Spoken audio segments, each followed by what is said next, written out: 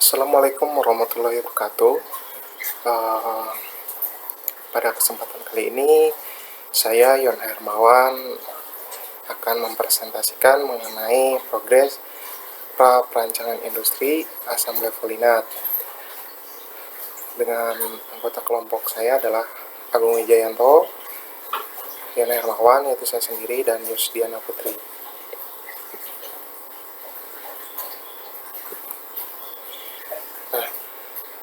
Di Indonesia sendiri, sumber bahan baku yang digunakan untuk memproduksi bahan kimia ini terus berkembang, dan sedikit bahan kimia yang diproduksi berasal dari sumber daya terbarukan. Jadi kebanyakan adalah dari fosil yang tidak bisa diperbaharui.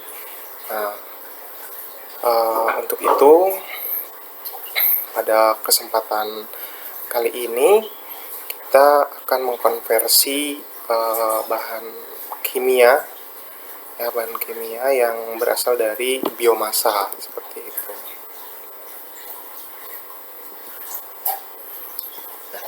Asam levolinat sendiri adalah dikenal sebagai platform chemical karena dapat memproduksi berbagai senyawa lainnya seperti pentabromolevolinat, asam valeric, metil virolidon, dan lain-lain.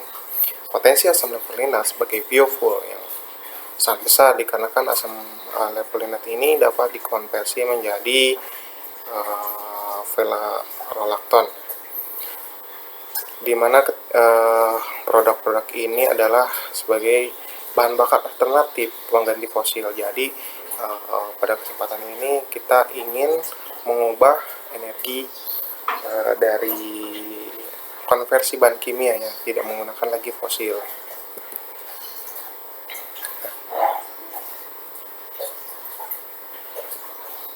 Di Indonesia sendiri sebetulnya untuk asam levolinat sendiri belum ada industrinya. Maaf, di sini beberapa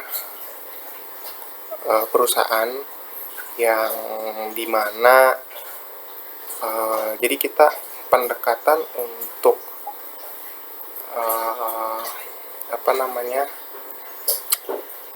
kapasitas kita menggunakan pendekatan sekunder, yaitu kita akan membuat asam levolinat dengan target untuk stok pembuatan poliuretan. Dan pada kesempatan ini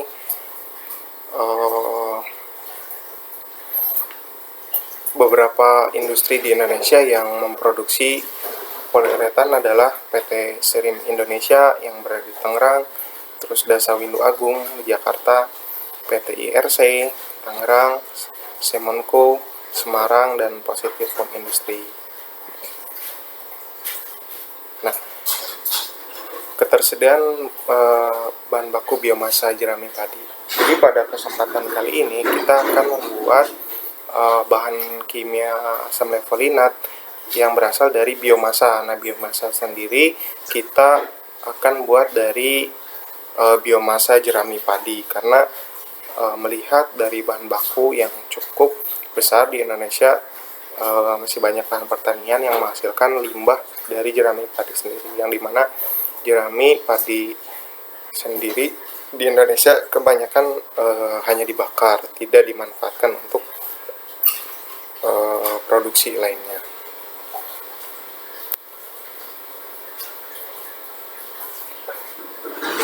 Jadi yang seperti tadi ya, jadi ketersediaan bahan baku biomasa untuk jerami padi ini tergantung dari produksi padi nasional itu, dan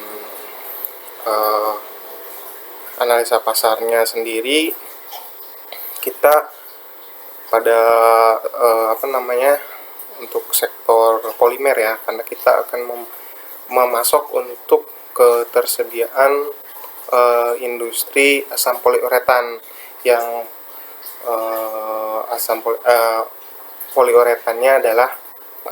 poliuretannya di bidang kasur ya, kayak inox, spring bread, karena kebanyakan kita menyasar untuk kelas menengah ke bawah, karena selama ini kayak, maaf tadi menyebutkan merek, seperti kasur yang beredar sekarang ini adalah kasur yang berkualitas tinggi, yang dimana kalangan pasarnya adalah kalangan tengah ke atas gitu. Dan baru beberapa kali ini mulailah kita untuk memenuhi kasur untuk tengah ke bawah, kelas menengah ke bawah, dengan cara kita memasok bahan asam levolinat untuk pabrik poliuretan pembuatan kasur seperti itu.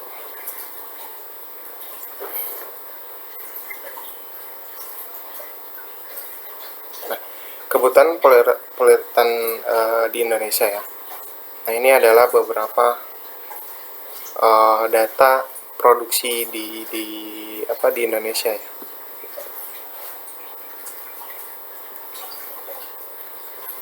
Selanjutnya,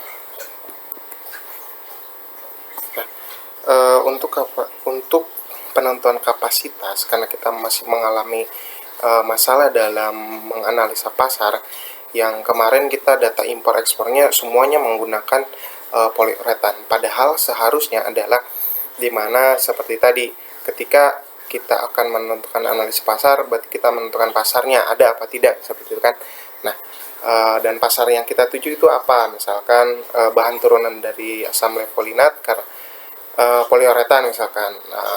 Kita akan memasok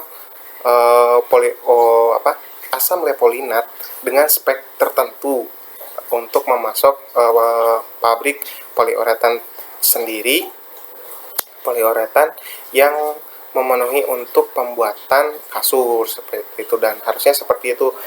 Namun kemarin masih dalam proses pencarian, jadi belum mendapatkan data yang maksimal. Dan untuk kapasitas sementara kita berdasarkan dari bahan baku yang ada.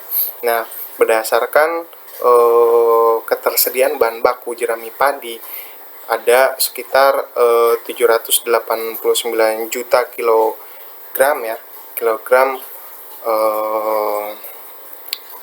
jerami padi. Maka dari situlah penentuan kapasitas kita menentukan dari jumlah jerami padi. Nah, penentuan lokasi pasokan bahan baku, kita penentuan lokasi itu harus dekat dengan pasokan bahan baku, terus dekat juga dengan pasarnya, terus fasilitas transportasinya mudah atau tidak, terus juga tersedianya utilitas dan tenaga kerja, terus ketersediaan tanah yang cocok, terus dampak lingkungan dan iklim.